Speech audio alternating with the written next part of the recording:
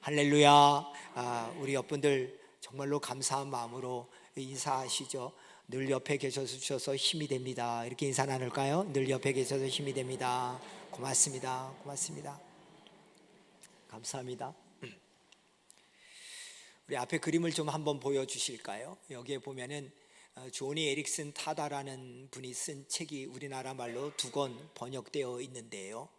이 존이라는 분은 1949년도에 태어나신 분인데 1967년 그러니까 17살 되던 해에 아주 건강하고 아름다운 그런 처녀였는데 그가 그만 체사피크만이라고 메릴랜드 앞에 있는 그 만인데 거기서 다이빙을 하다가 밑에 수심이 얕은지 모르고 다이빙하는 바람에 목뼈가 부러져 버렸습니다.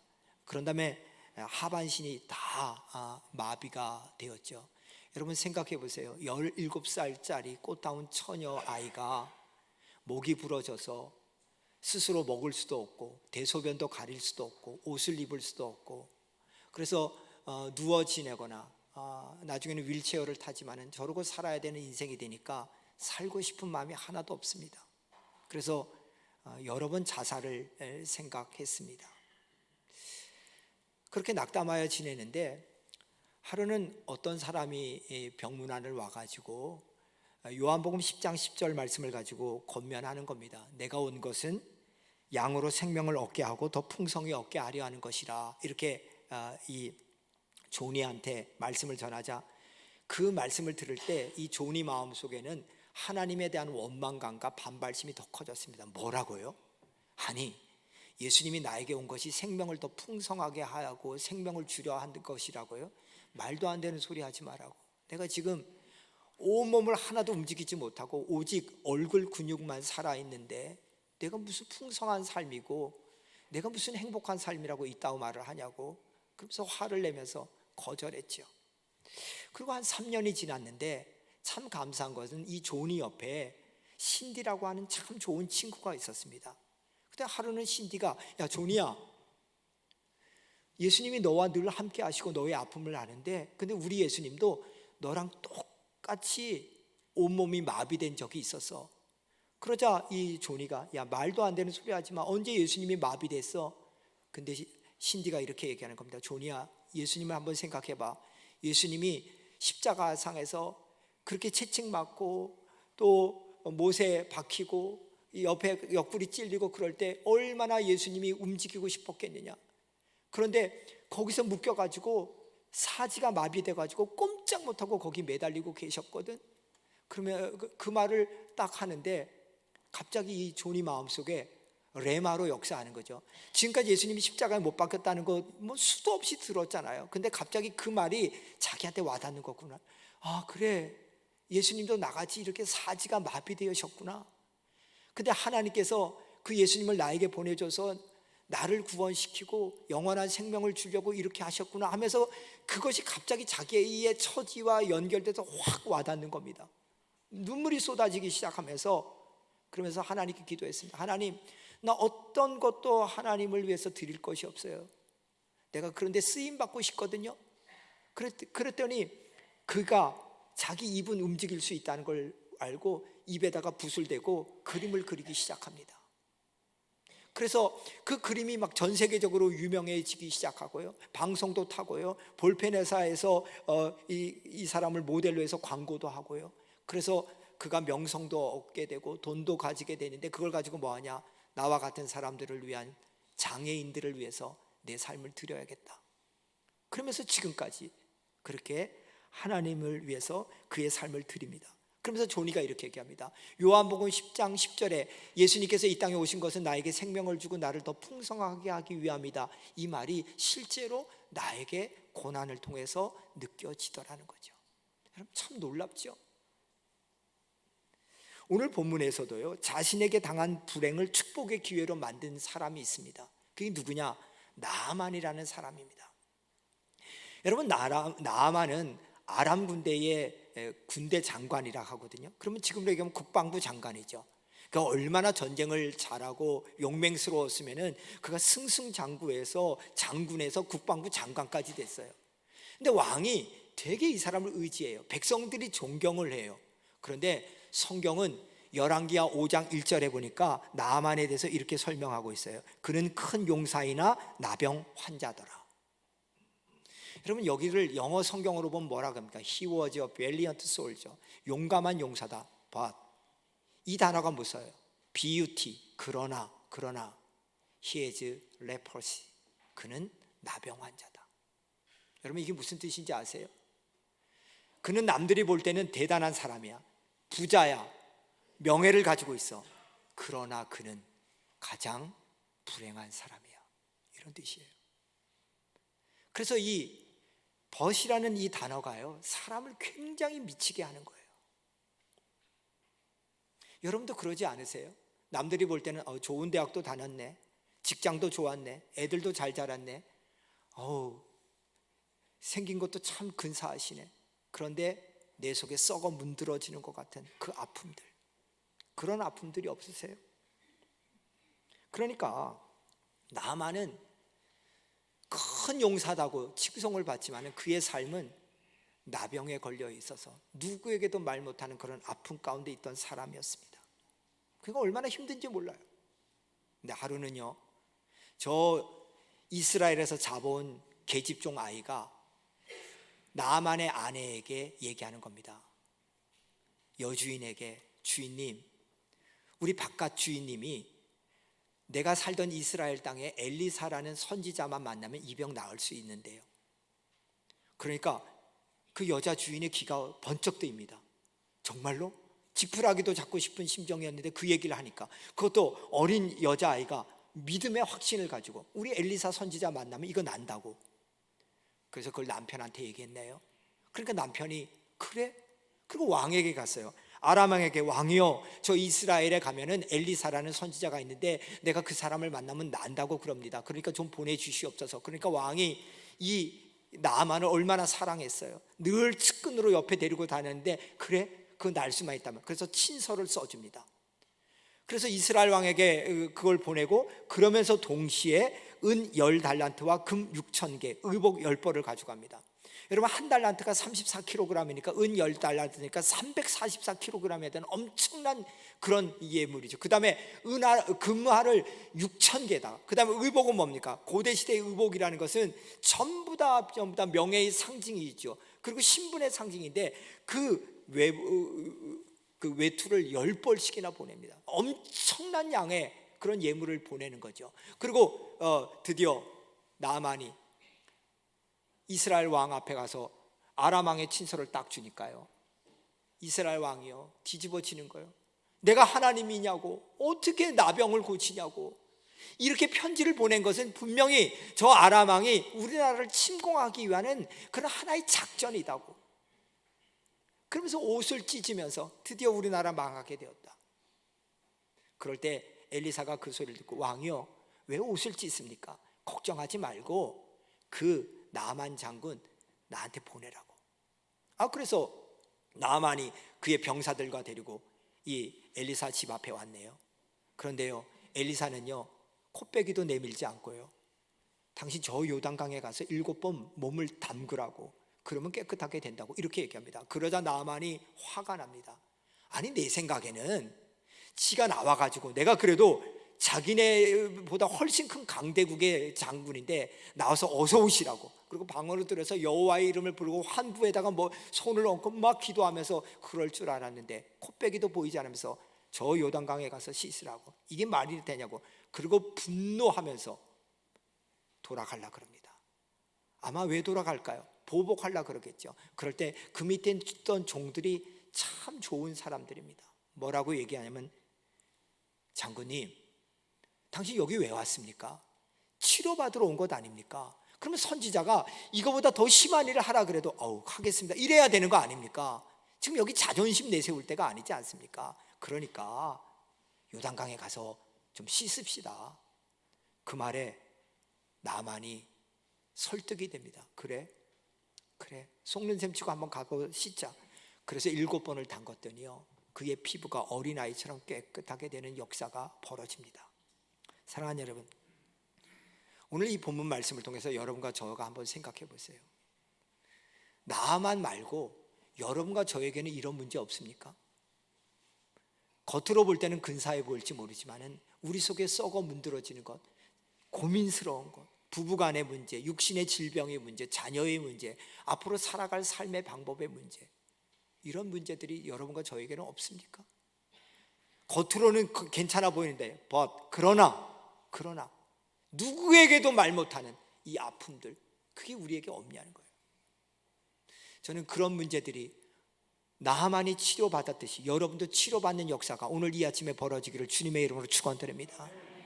여러분, 그러기 위해서는 어떻게 해야 되느냐? 그 치유의 비결을 배워야 돼요.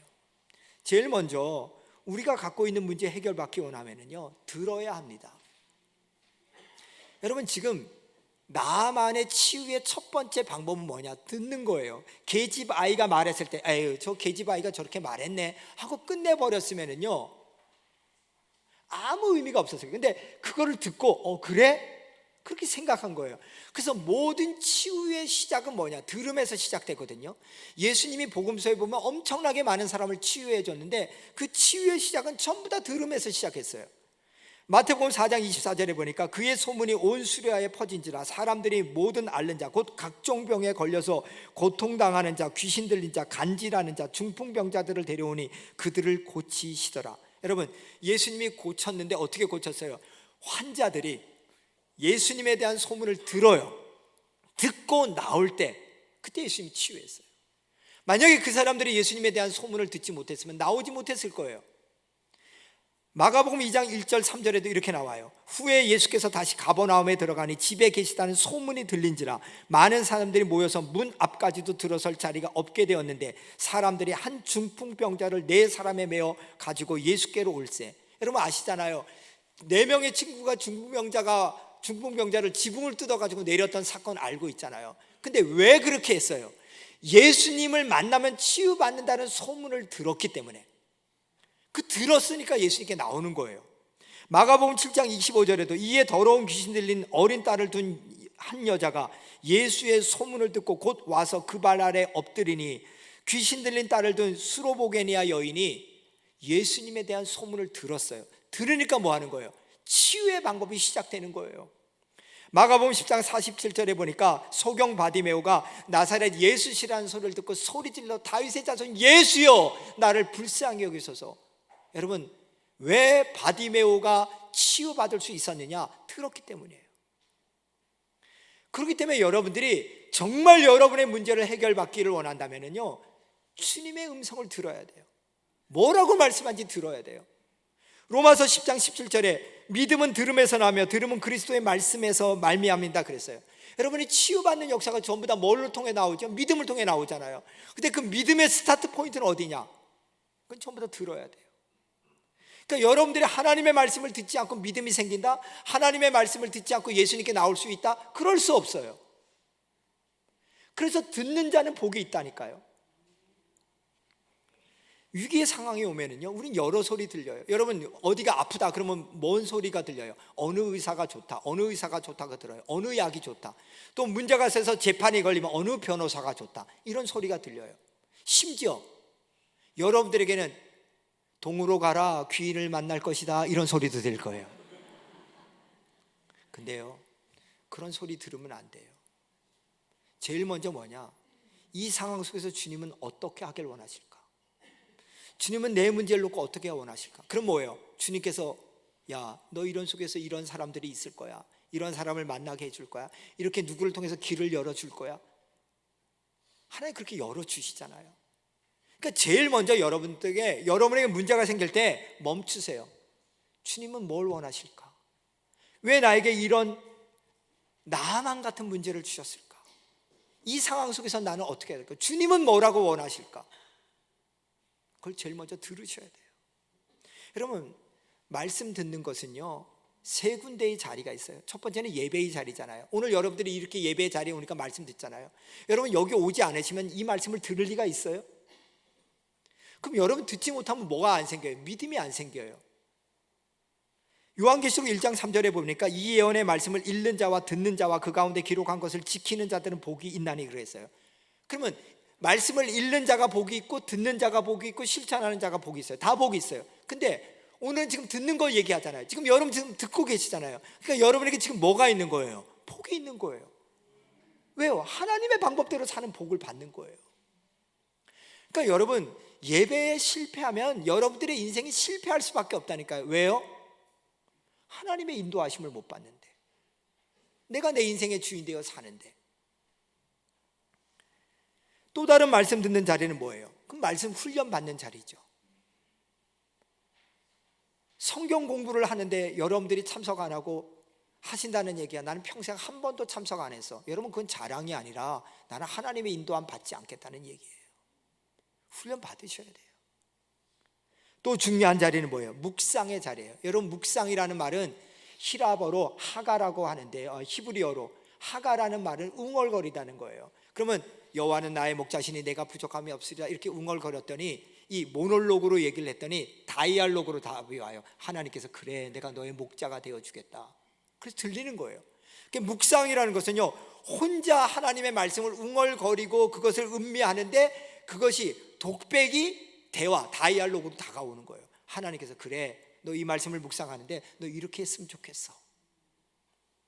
그래서 그 말씀이요, 우리에게 들려지면 우리를 살리는 거예요. 그래서 시편 119편 50절 말씀해 보니까 이 말씀은 나의 곤란 중의 위로라, 주의 말씀이 나를 살리셨습니다. 여러분, 시편 119편은 전부 다 묵상장인 거 알죠?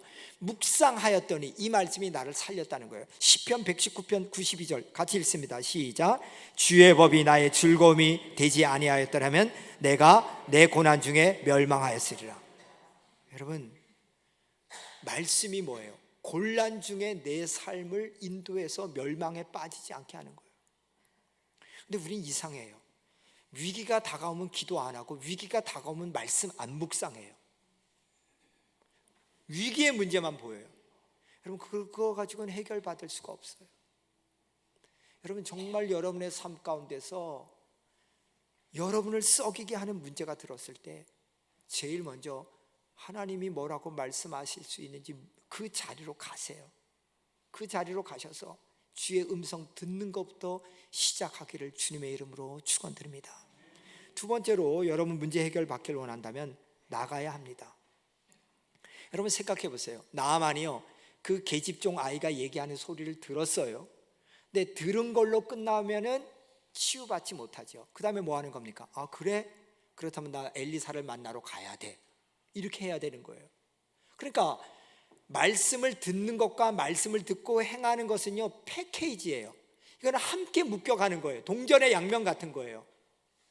만약에 여러분들이 오늘 말씀을 들었는데, 오늘 말씀 듣고 아, 설교 좋네, 뭐 참 다 옳은 얘기네, 그리고 여러분 끝나잖아요. 그 여러분 속이는 거예요.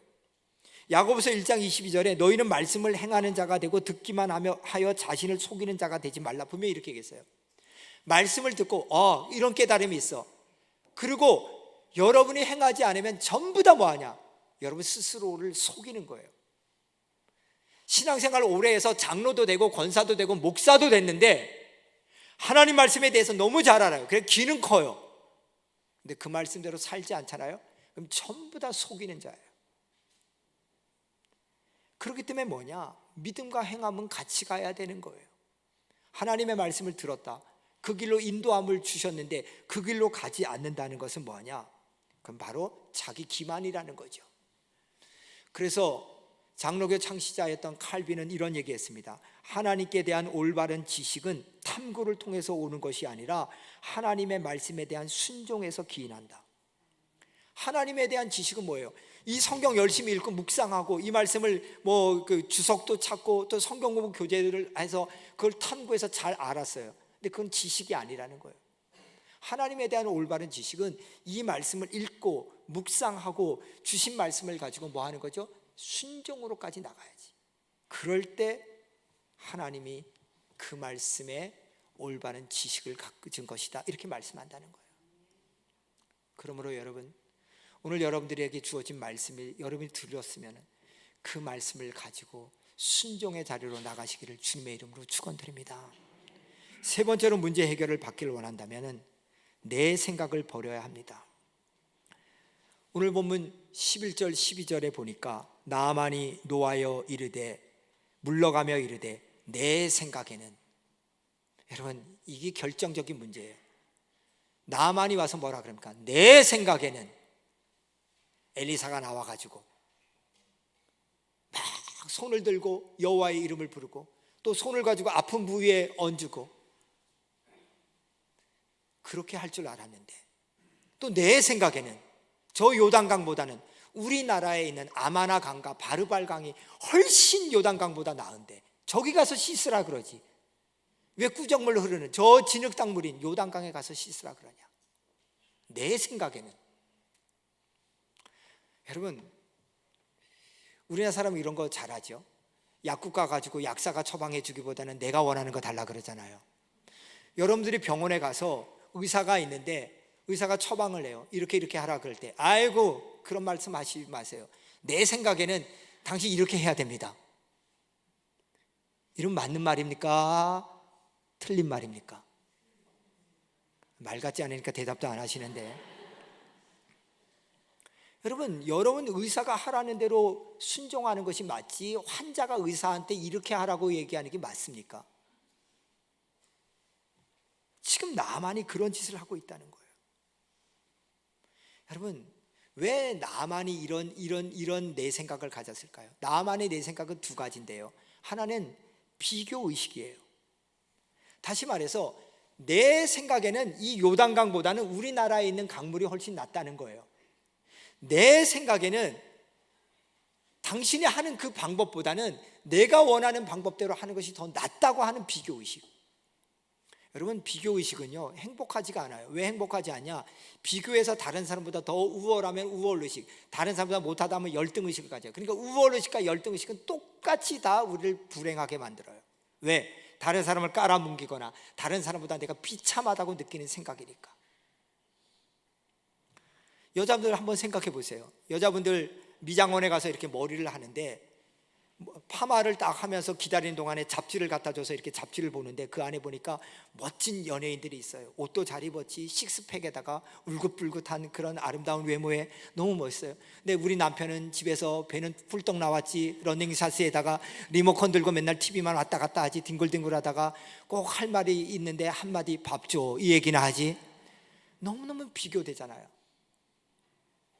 그러면 그 순간부터 뭐라 그래요? 내 남편은 이게 뭘까? 이렇게 생각하는 순간부터 여러분들은 뭐 하는 겁니까? 남편이 꼴 보기 싫은 거 아니에요? 그러면 여러분 또 반대로 생각해 보세요. 그럼 여러분들이 그렇게 원하던 그 연예인과 산다고 해보세요. 살아주지도 않겠지만 산다고 해보세요. 그럼 여러분은 행복할 것 같아요? 어디서 이런 게 와가지고 나를 괴롭히나 이렇게 하면서 천박 덩어리가 되지 않을까요? 굉장히 자신 있으신 것 같은데, 여러분 비교하게 되면은요 그 다음부터는요 행복함이 없어요. 우리가 아는 얘기 중에 이런 얘기 있잖아요. 어떤 손녀가 할머니한테 할머니는 다시 태어나도 할아버지와 사실 거예요. 그러니까 할머니가 그럼 너무 놀라서, 아니 할머니 90% 이상의 사람들이 다시 태어나면 지금의 남자와 여자와 안 산다 그러는데 왜 할머니는 살아요? 그러니까 네가 인생을 몰라서 그래, 살아봐, 다 그놈이요, 그렇게 얘기했다잖아요. 여러분, 그러니까 우리의 삶 속에서 한번 생각해 봐야 되는 거예요. 지금 사는 남편, 지금 사는 아내, 이게 비교의 대상이냐는 거예요. 이게 어떻게 비교의 대상이에요? 하나님께서 나에게 주신 귀한 하나님의 선물인데, 근데 비교예요. 그 다음부터 뭐예요? 우리는 불행해요. 여러분, 지금 나만이 비교할 때냐고요. 지금 순종할 때잖아요. 근데 비교해요. 왜 이 강물이냐? 이 강물이지. 왜 그 방법이냐? 내가 원하는 방법대로 하지. 그러니까 그는 치유받을 수가 없습니다. 재밌는 거는 그 흑인들은 머리가 곱슬거리잖아요. 그래서 머릿속으로 파고 들어가고 그걸 하고, 그래서 이렇게 레게 파마식으로 이렇게 걸고 그러는데, 그래서 흑인들은요 그렇게 곱슬거리는 게 너무 힘들어가지고 피는 파마를 하는데, 우리는 그 흑인들의 머리가 좋다고 꼬불거려요. 일본 애들이 이 덧니 나는 게 마음에 안 들다 해서 그걸 빼는데 우린 덧니가 멋있다고 그러고요. 또 미국 애들은 검은 머리가 멋있다고 해서 검게 염색하는데 우리는 노란 머리, 흰 머리가 좋다고 그렇게 염색해요. 제가 뭔 말씀 드리려 하냐면, 우리들이 살아가는 삶 속에서요, 만족함이 없는 인생들은 늘 비교하면서 다른 것이 더 좋게 보여. 그렇게 되면 뭐예요? 우리 속에 기쁨과 평강과 행복이 있을 수가 없죠.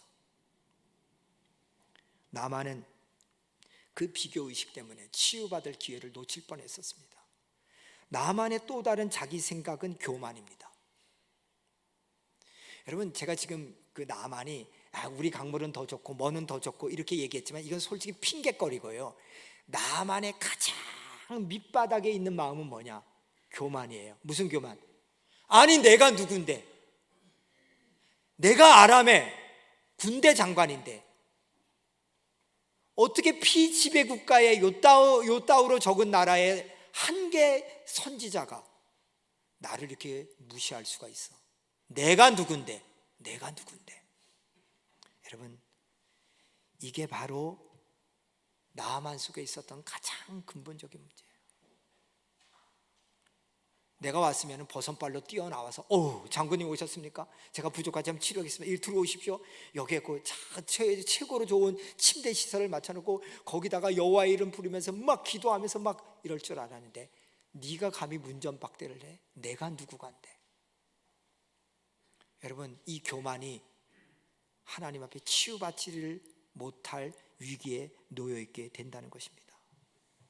그런데요, 더 깊숙이 생각해 보면은요, 나만의 교만은 하나님도 내 뜻대로 움직여 줘야 된다는 교만이에요.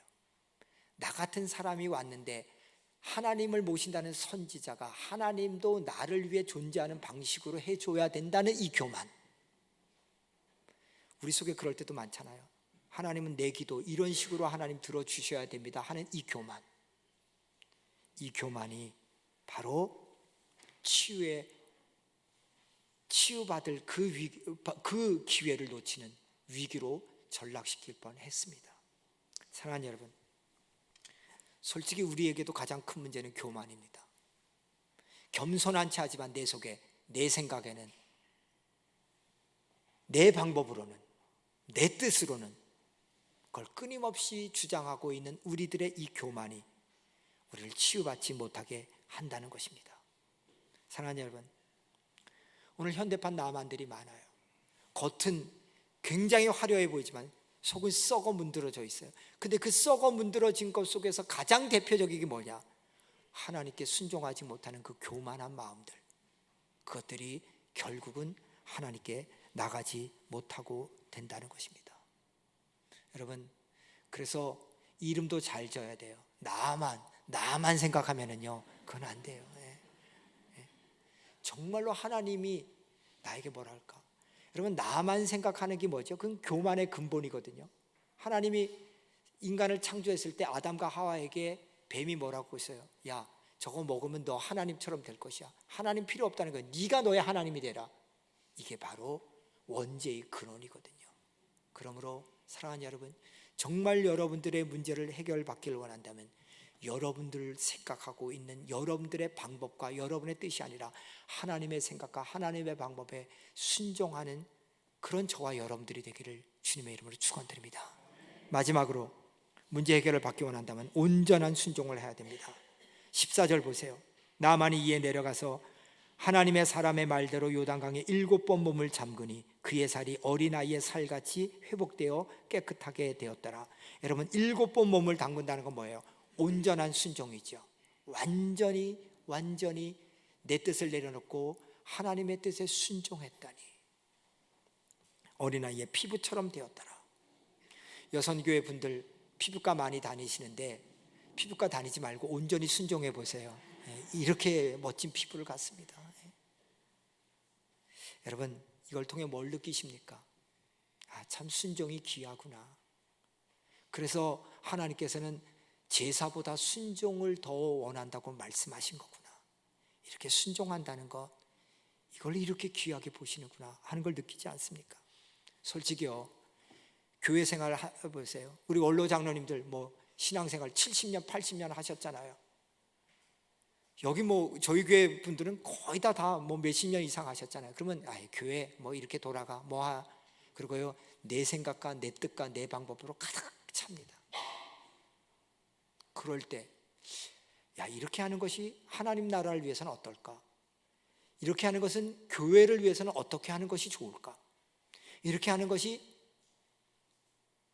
우리 공동체를 위해서는 어떻게 하나님께서 생각하실까? 그걸 생각할 줄 아는 사람이 되는 것이 너무 중요합니다. 이사야 55장 8절 9절에 보면은요, 여호와의 말씀에 내 생각은 너희 생각과 다르며 내 길은 너희 길과 달라서 하늘이 땅보다 높음 같이 내 길은 너희 길보다 높으며 내 생각은 너희 생각보다 높으니라. 여러분, 순종은 뭐예요? 우리의 생각과 우리의 길보다 높으신 하나님의 생각과 하나님의 길에 나 자신을 맞추는 거예요. 우리는 말로는 그래요. 하나님이 최고야. 하나님의 생각, 하나님의 힘. 그런데 실제로는 나는 나요, 내 힘이요, 나만 그렇게 생각해요.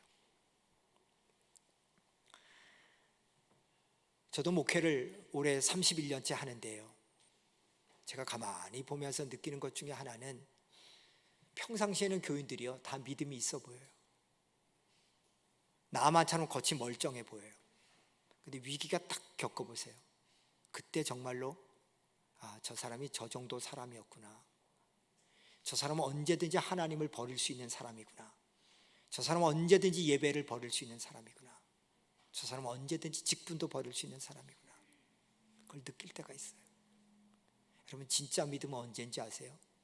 내 삶에 위기가 왔을 때, 하나님의 말씀을 벗어버리고 도망치고 싶을 때에도 주님을 붙잡고 주의 말씀과 주의 방법을 붙잡는 자, 그 자가 진정한 승리예요.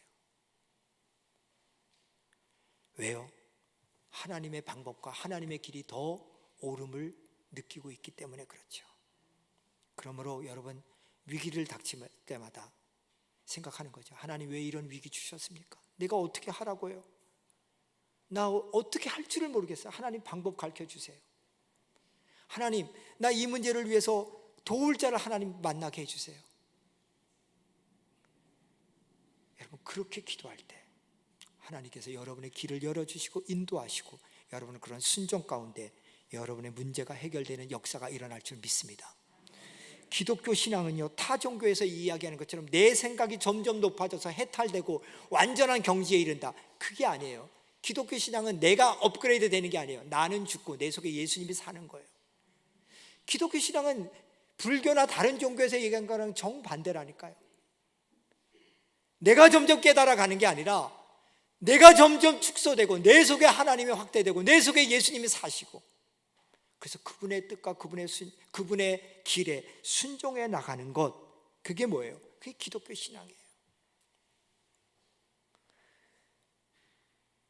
오늘 나아만이 순종했더니 치유받았는데요, 치유받고 나니까 나아만이 15절에서 이렇게 얘기해요. 나아만이 모든 군대와 함께 하나님의 사람에게로 돌아와서 그의 앞에 서서 이르되 내가 이제 이스라엘 외에는 온 천하의 신이 없는 줄을 아나이다. 와, 놀랍지 않아요? 나아만이 육신의 치유받은 걸로 끝나지 않고요, 뭐까지 받았죠? 영혼의 구원까지 받아요. 나는 이제 하나님만 알겠습니다. 그리고 와서 뭐라 그래요? 나는 이 예물 가져온 거 이제 엘리사에게 주겠습니다. 그러면 엘리사가 은 10달란트, 금 6,000개, 그 다음에 외복 10벌, 그거 받아도 됩니까? 안 받아도 됩니까?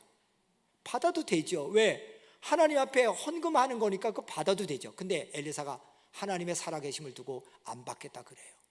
왜 안 받겠다 그런지 아세요? 그거는 다음번 설교할 때 말씀드릴게요. 개봉박두.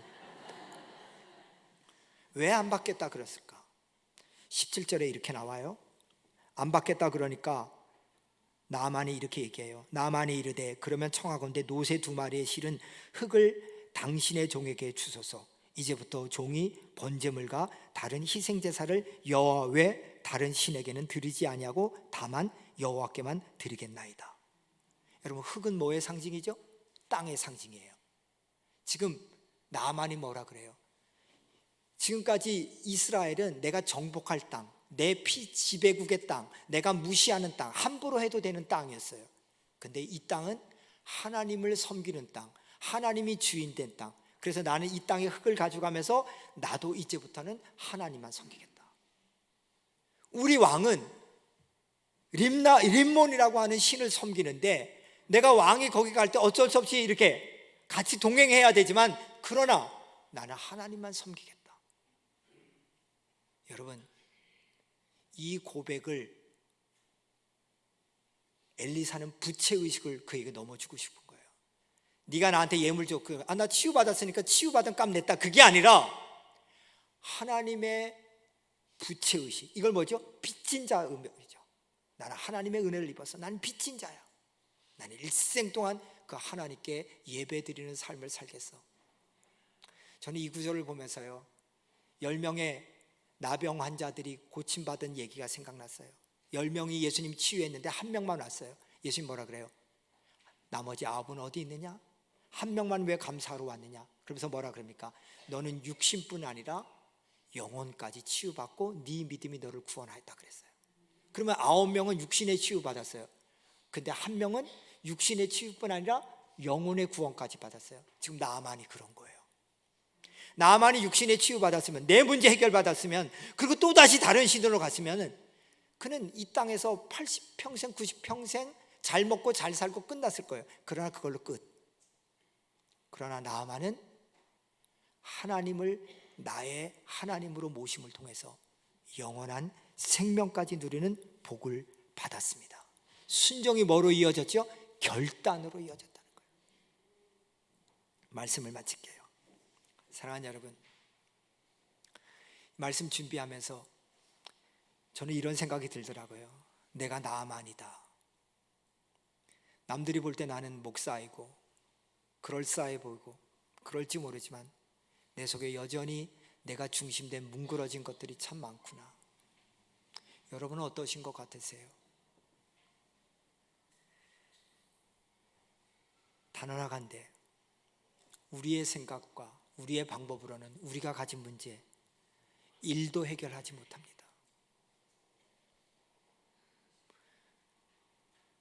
어제 샤워를 한 다음에 이렇게 와서 이렇게 하는데 제가 이렇게 했어요. 내 등짝도 거울 없으면 내가 못 보는 인간이구나. 굉장히 내가 나를 컨트롤하는 것 같지만은 내 등 하나도 내가 보지 못하는 인생, 그런 인생인데 왜 이렇게 교만할까? 왜 이렇게 잘난 체하고 마치 내가 모든 것의 주관자인 것처럼 살까? 여러분, 그런 인생 되지 마시고요, 오늘 나만의 치유받은 사건을 통해서 자꾸 주의 음성 듣고 그 길 따라 순종하여 나가고 내 생각 내 뜻 내려놓고 주의 뜻대로 살아갈 때 여러분의 삶 속에 하나님이 주인 되어서 인도하고 그 길의 마지막에 예수님께서 두 팔 벌리고 너희들 참 잘 살았다 하면서 확 끌어안아주는 그런 승리하는 인생이 저와 여러분들의 인생이 되기를 주님의 이름으로 축원드립니다. 축원드립니다.